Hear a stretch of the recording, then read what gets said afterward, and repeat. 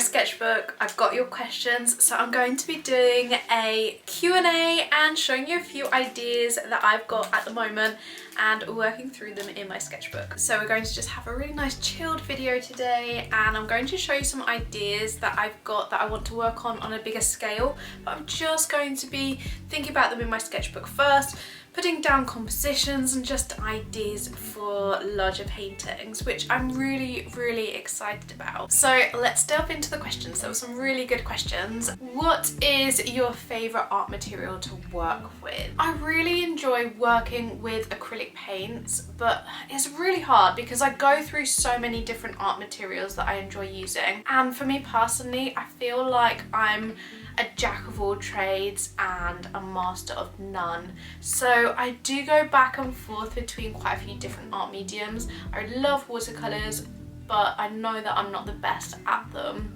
I really enjoy using colouring pencils, but sometimes I'm a bit impatient and I don't always want to blend out all of my work. And I do really love acrylics, so I would say that I have three main mediums that I really love to use. What job would you have if you were not an art teacher? Well, this one is something that I think about a lot because if I'm perfectly honest, I don't enjoy teaching and it's not really what I want to be doing. And what I would love to be able to do is just my art full time. I would love to be able to earn an income from my artwork, and it's something that I'm building towards, but at the moment I'm not quite there. So one day, and I hope it's not too far off in the future, I would like to work as a full-time artist and no longer be teaching in the education system.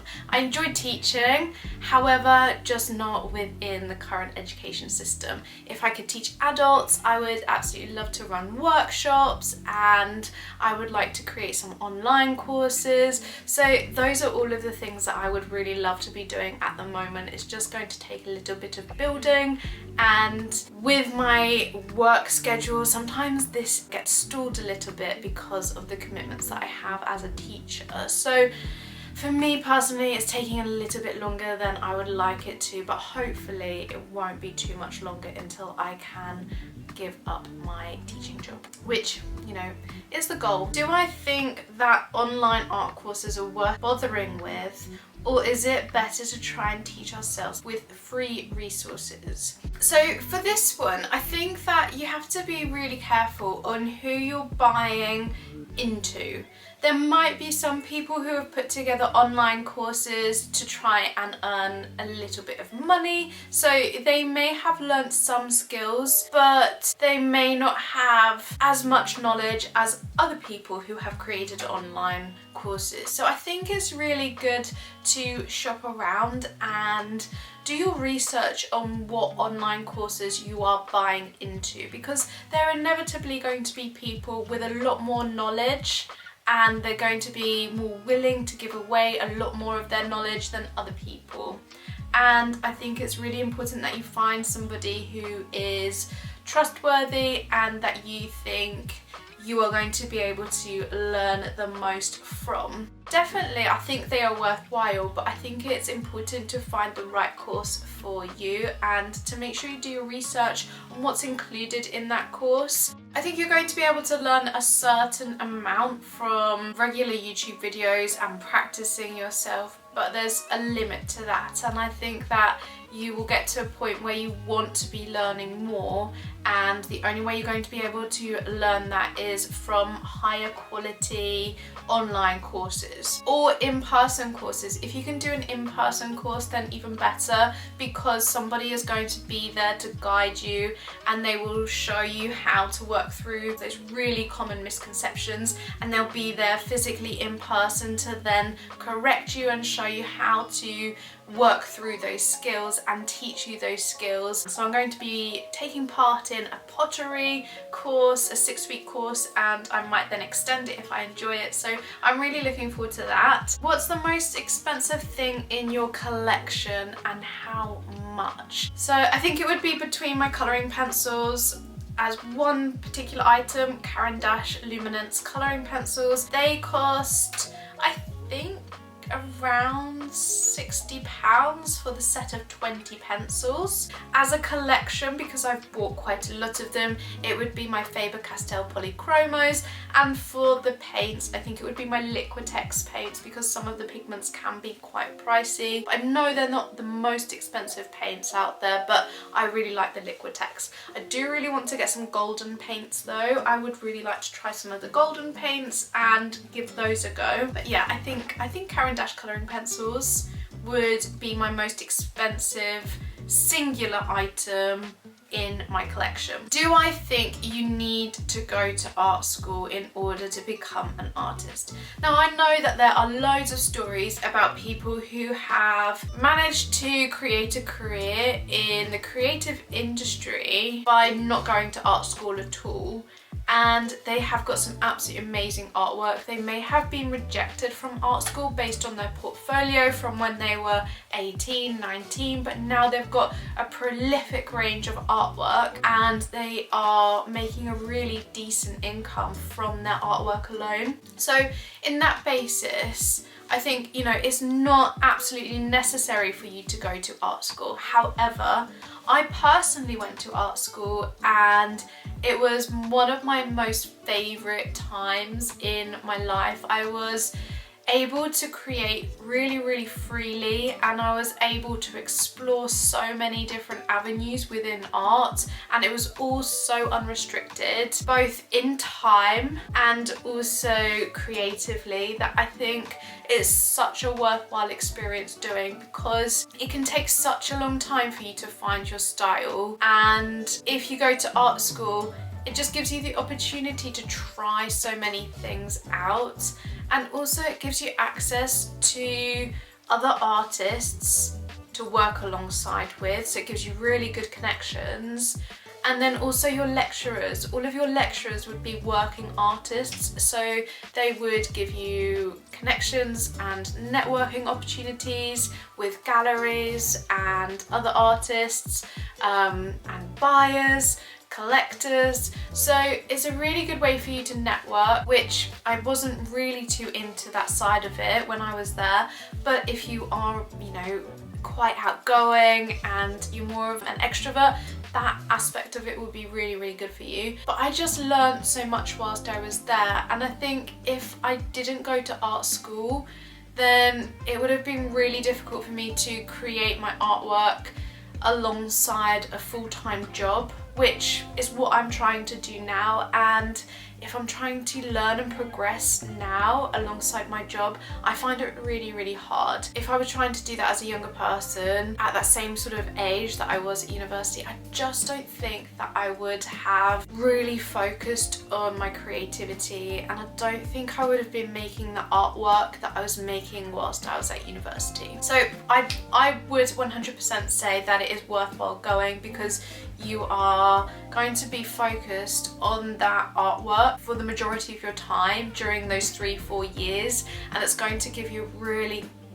decent grounding on what you're trying to communicate with your artwork and also what your actual style is. So I would 100% say that it is worthwhile going to university. Do university lecturers try and steer your artwork or make you work in a certain style? I don't necessarily think this is true, because you're going to have quite a lot of different lecturers based on one course, and obviously all of those different lecturers are going to come from all different walks of life, and they're all going to have very different artwork to one another, and they aren't going to be pushing for you to work in a specific style. You might have some lecturers that will favour different types of artwork on your course, and they might try and get you to look at certain artists or different influences based on what they like.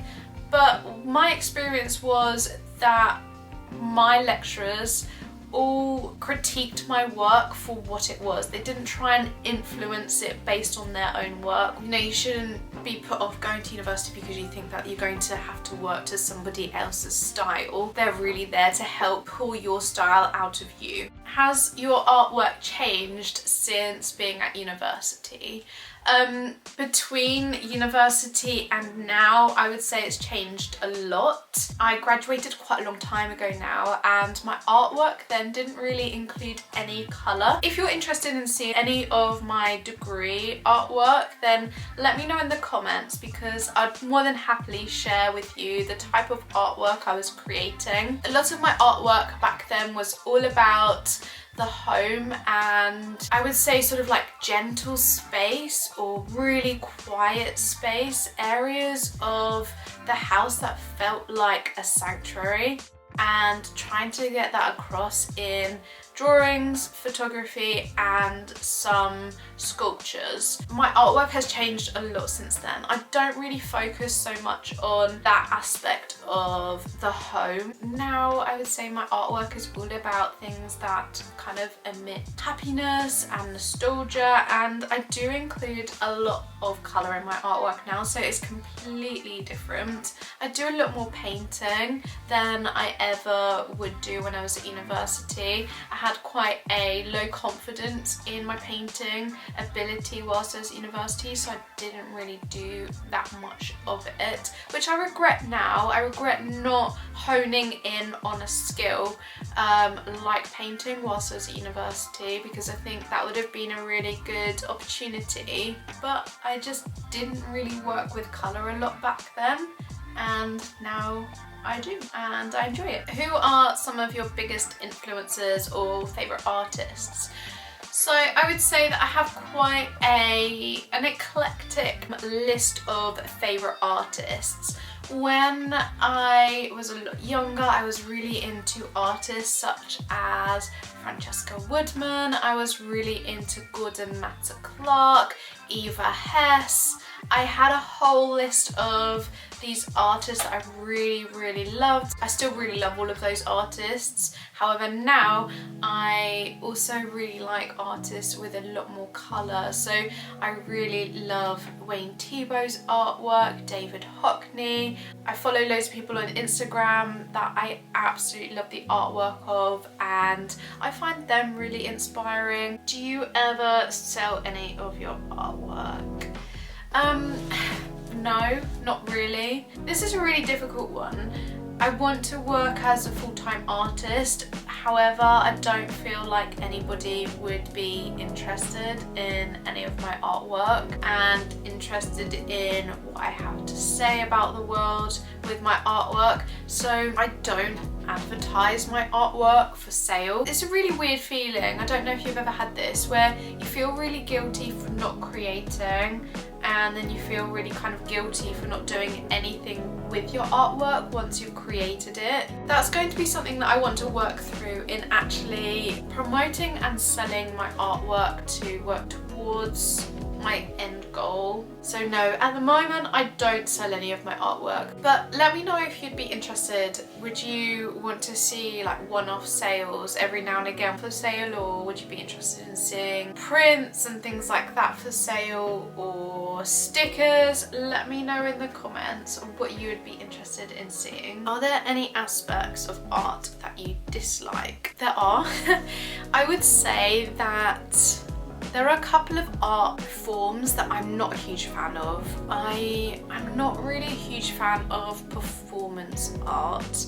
I don't know what it is, I just don't like them very much. It's not my type of thing, and you know, if that's what you're into, then I fully support you. It's just not my personal preference. Also, the other thing about art that I dislike is the need to network. I am not somebody that goes and speaks to other people really easily, so for me to need to network to get my work seen, that is something I'm not very good at. So, well, I hope you have enjoyed hearing some of my answers to your questions, and also seeing some of the ideas that I've got for larger paintings. If you're interested in seeing those paintings come to life outside of my sketchbook, let me know in the comments and I will share them with you. Otherwise, thank you so much for watching. I will see you in the next one. Bye guys.